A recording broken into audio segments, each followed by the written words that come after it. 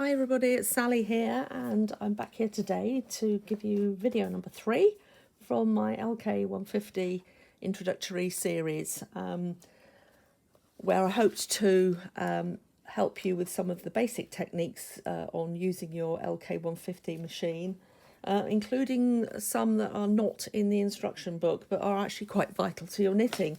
And in this one we're going to be doing the closed edge cast-ons, which I don't think they show either of them in the book. There are two main types of a closed cast on. If you remember, closed obviously meaning that the edges are secure, the stitches aren't open and they can't unravel. So yeah, the two main types of cast on, closed cast on, are E-wrap and one made with the Latch tool, which is sometimes called the crochet cast on. And I'll show you both of those today. There are variations of the E-wrap too. There's single E-wrap, there's double E-wrap, there's figure of 8 E-wrap, there's all sorts of different E-wraps, which I think you'll probably find demonstrated very effectively on YouTube. I'm just going to show you the basic E-wrap today. I'm going to be using a double knitting yarn, which knits at about stitch size 4 on this machine. I've chosen this sort of nice pinky orangey colour, which hopefully will show up quite well on the knitting machine. I did have a look at using my dark green, but it just doesn't seem to show up terribly well on the video. Too many shadows. If I put the other overhead light on, it might brighten it up a bit. Is that better? Let's see how we go. Okay, so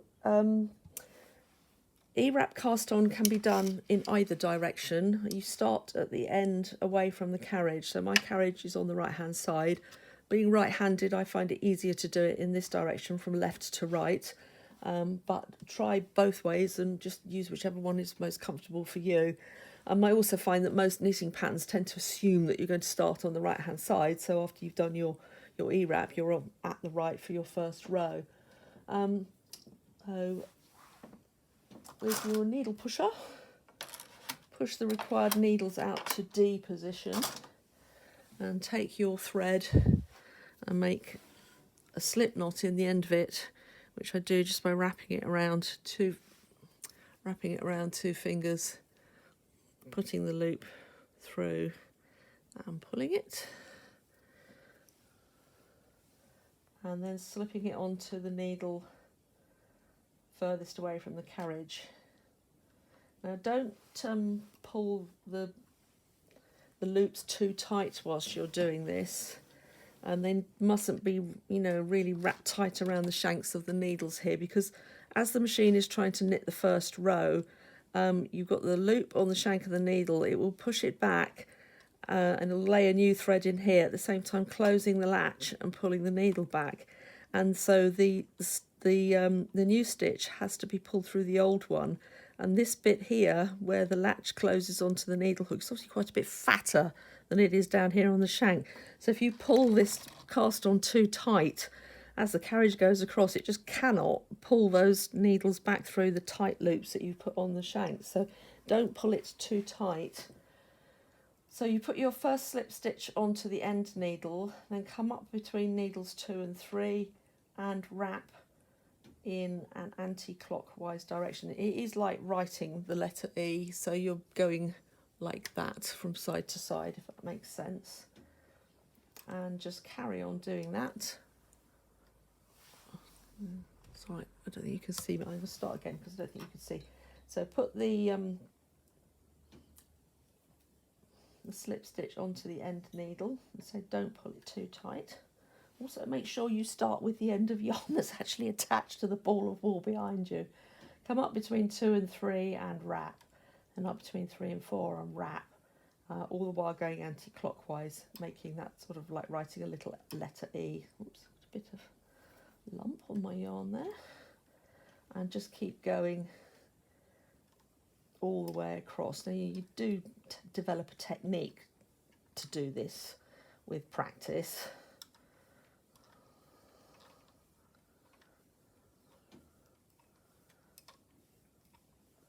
And so eventually it does get to be quite quick, but I'm just wrapping the loops around the shanks of the needle, but I'm not yanking it tight. I'm just wrapping it. As you can see, it's still reasonably loose. So when I get to the end, I feed the yarn back through the carriage and pull the excess back up overhead and down behind the machine until my overhead tension wire is pulled down to make its like shallow D shape on its side. So I've got my stitch size set here to 4. The Russell levers are on 2 because obviously these needles are out in D position and they need to be on 2 to make sure that it will knit back. And the side levers are back on the triangle. So I'm just going to knit the first row. You don't rush at it at the speed of light, knit it across quite slowly just to make sure that all the stitches will knit back, and it's knitted all of those back beautifully. You can see that. I lean that over there.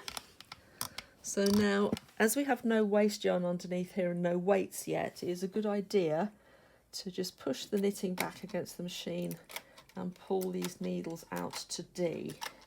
Just do this on the next couple of rows to help the knitting knit back.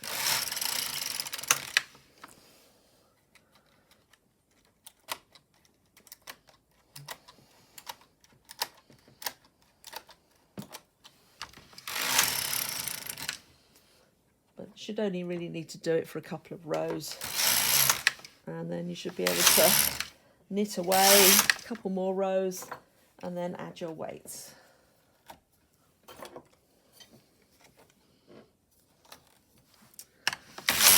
And off you go.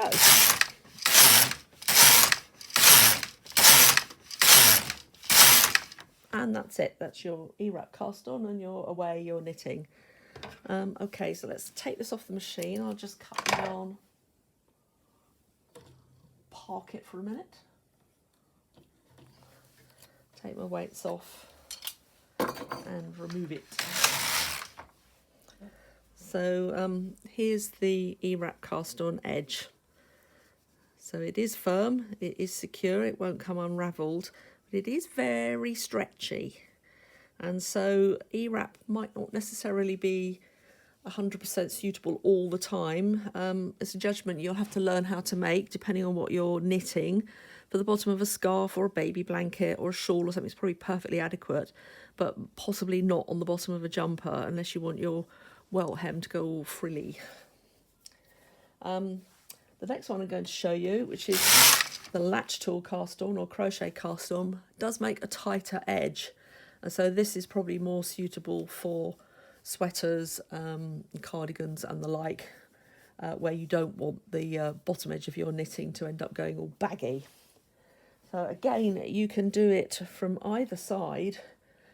But again, you start away from the carriage and work towards it. So I'm going to, again, pull all the needles out to D and get my latch tool out. And the latch tools that come with the LK150 have got 2 hooks on them, and I prefer to use the bigger one.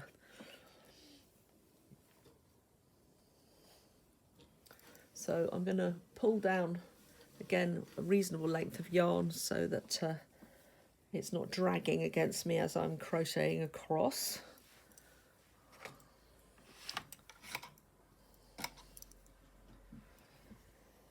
And again, I'm going to make a slip knot in the end. And this time I'm going to put it onto the shank of the latch tool. And tighten it up. But again, I'm not going to tighten it right up snug onto that shank, because as with the needles on the machine, this has got to come up and go over that closed latch and hook when I make the first stitch. So, and likewise with the other one, I hold the loose end with the crochet, with the latch tool, so that I'd make sure that I'm working with the end that's attached to the ball. Now for this cast on, let's move you again. You bring this up between the first and second needle and hook the yarn into the hook, making sure the latch is open, and then bring it down and through the stitch that's on the latch tool. With this first one, you might need to give it a little bit of encouragement, but it should move, should go quite easily from now on in. And you come up between the second and the third needle, hook round and latch through, and just keep going all the way across, repeating this motion. Now make sure that when you pull this down here, you're making quite a decent sized loop on the hook, again, because you don't want these to be too tight around the shanks of the needles. It might take a little bit of practice to get it optimal. You'll soon find out if you've done it too tight, because it just won't knit. Don't break needles. So now I can let go of the tail end, and I just carry on crocheting this across. Again, there's a knack to it. I've had years of practice. I shall probably drop it all on the floor now, but here we go. Diana Sullivan does a very nice version of a latch tool edging, where you do several repeats of this, one after the other, and it makes a really nice edging to a cuff or something like that. Now when I get to the end one, I just take the loop and hook it onto the stitch and tighten it up a little bit, bring it down between the last two needles and feed the yarn through the carriage. Again, make sure any excess is pulled down at the back of the machine until I've got tension on that overhead wire. Push those back and knit across. Now this might take a little bit more oomph than on the previous one, but don't overdo the oomph. Even with a little bit of oomph, it won't knit across. You probably pulled this too tight, but let's give it a go. And again, don't rush at it like a bull in a china shop. Take it steady. So as with the previous one, pull the needles out to D for the next couple of rows to make sure that everything is knitting back.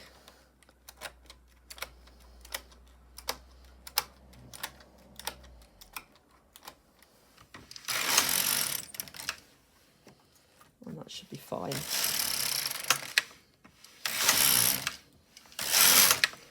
And after a couple more rows, you've now got enough knitting at the bottom here to hook your claw weights on, and then you're ready to continue. Just carry on knitting.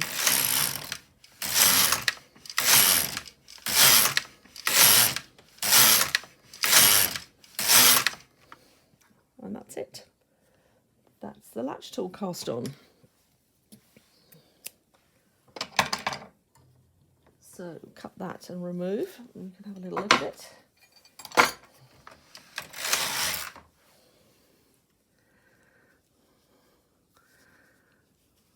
So makes a nice sort of like chain stitch edging along the edge here, and as you can see it's all firm, nothing coming undone.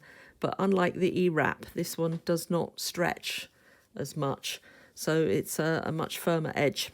It's very nice. There we go. Now I did both of these cast-ons, these closed cast-ons, straight onto the needles. And some people might find this a bit problematic, particularly if you end up doing a really wide piece of knitting. You might find casting straight onto the needles is a little bit tricky. If that's the case, then the thing to do is to do a little bit of waist knitting first. So let's just show that.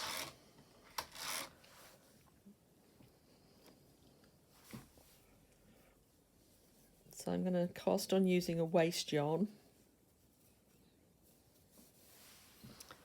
I'll use the my ravel cord cast on.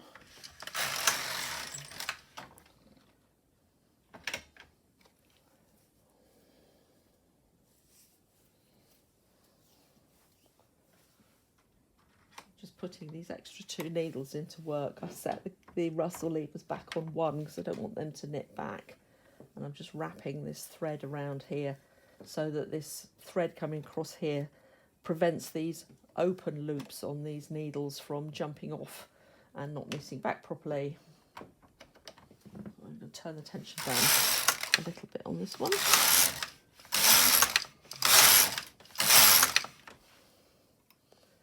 After a few rows, remove the cord and put the other needles back. Just make sure that end one's knitted through.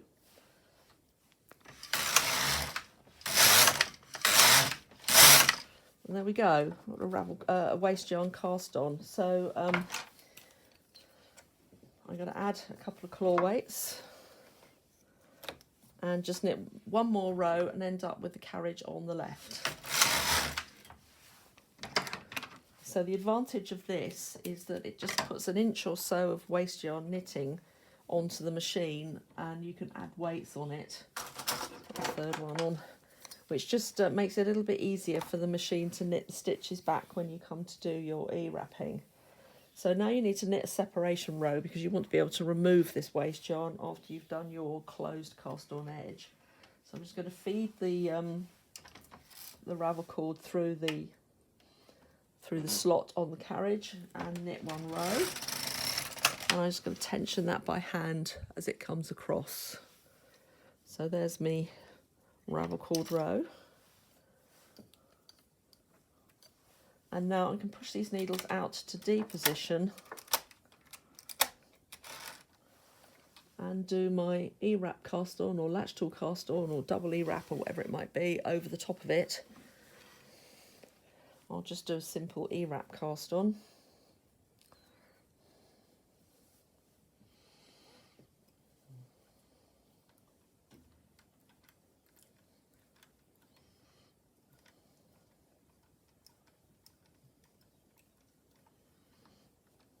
Also very handy if you've got yarns that aren't quite as smooth as this double knitting, if you've got something that's a bit hairy or has got knops in it, or something like that. The waste yarn cast on again gives you a bit of stability to add weights to and make the cast on a little bit more stable. So just hook it through the yarn feeder on the machine. Make sure I've got it in the right place. That's it. And check I've got enough overhead tension and knit. Whoops. Making sure, of course, that I put my carriage back, my ruffle levers back to 2. All right, I'll just take that off and put it back. Operator error. I hadn't got my carriage, my ruffle lever set back to 2. I have done that now. And there we go. And just check that the end one is knitted off through the ravel cord on both sides, which it has. And now you can just carry on knitting.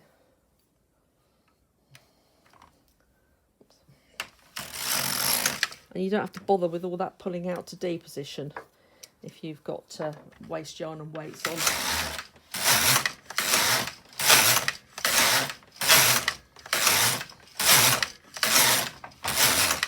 So there's just a few rows there.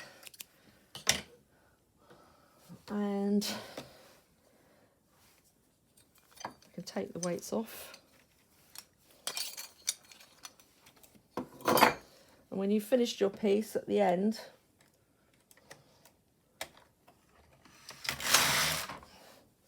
and you need to remove the waste yarn, you can see the waste and the separation row there. Just find the longer end of the ravel cord and pull on that, and you should just be able to separate the two pieces of knitting. I'm just going to pull that through. Should come through quite easily. And there we go. The waste knitting has dropped off, and there's your E-wrap or whatever cast on edge. Now, if you're not too keen on the idea of using waste yarn, although you can unravel it and rewind it and reuse it, you can also make use of a thing called a cast on rag. And I'll show, there's obviously videos on YouTube that have how to make a cast on rag. But it's a piece of bias strip knitting where you just decrease on one side and increase on the other one. And the simple increases on the other side make these loops all the way along the edge of this piece of knitting. And these make excellent loops to hook straight onto the needles. I usually use a 2 or 3 prong tool, hook them through.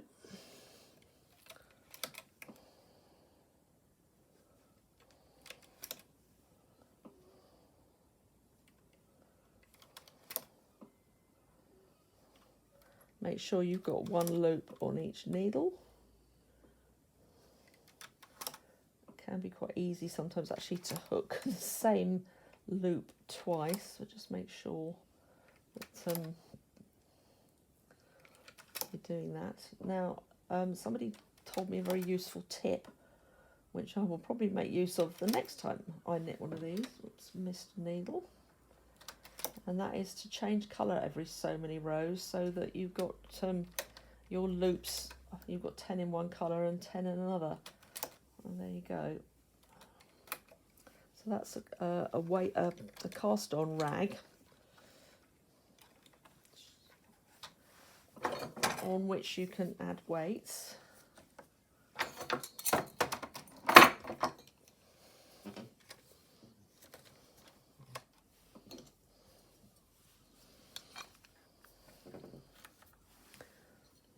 Checking I've got one on every needle hook, which I have, and then I take my ravel cord again, which of course probably tied itself in a knot, and knit a separation row. Whatever you do, don't forget to do the separation row with ravel cord for this, because otherwise you'll have to cut the cast on rag off, which kind of defeats the object really. So I'm going to thread me ravel cord through, knit one row to separate, and then I'm just going to move the carriage back over on this side. I can do, let's use this green one this time. I can now do my E-wrap or latch tool cast on.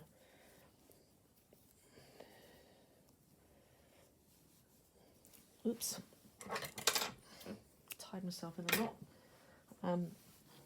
Just making a slip stitch.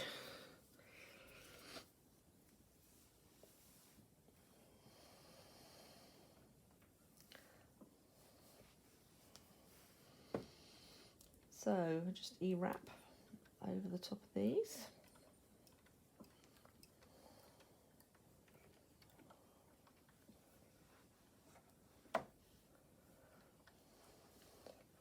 Now I've made myself one long cast on rag, which gives me 150 loops, so I can use it across the entire width of the machine.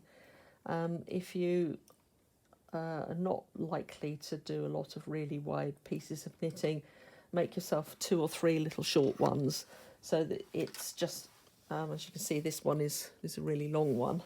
2 or 3 little short ones, which you can always use more than one at the same time if one isn't wide enough. There we go. So just make sure the ravel cord's knitted off at the end. It's alright, my yarn got caught a bit.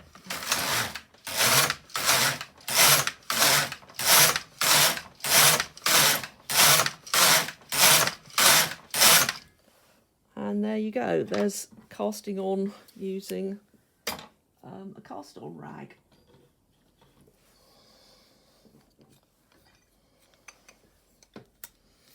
Once you've finished, you obviously take all your weights off and remove it from the machine, and then find the longer end of your ravel cord and pull it. And it just separates the rag from your piece of knitting. And there's your closed cast on edge. And there is your cast on rag, all ready to be used another time, and you haven't wasted any waste yarn.